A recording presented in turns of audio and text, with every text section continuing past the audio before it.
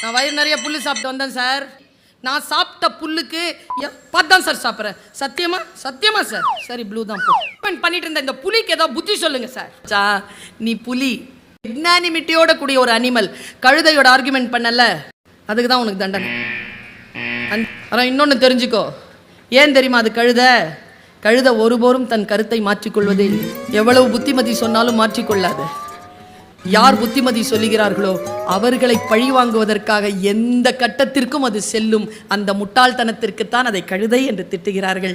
நீ புரிந்து கொள்ள வேண்டும் என்பதற்காக சொன்ன. யாரோட ஆர்கியூ பண்ணணுமோ, யாரோட ஆர்கியூமெண்ட் பண்ணக்கூடாதோ பண்ணாதீங்க. என் தம்பி பக்கத்தூர் பொண்ண கைய பிடிச்சிருத்தியா? என்ன கைய பிடிச்சிருத்தியா? ஏற்கனவே அவங்களுக்கு நமக்கு வாக்கியா சண்டை இருக்கு. என்ன வாக்கியா சண்டை இருக்கு? ஏய், நான் சரியா பேசுறேன்? சரியா தான் இருக்கு. என்ன கைய பிடிச்சிருத்தியா? ஏற்கனவே இப்ப நீ கைய பிடிச்சி இழுத்ததுனால புதுசா தகராறு வரும். என்ன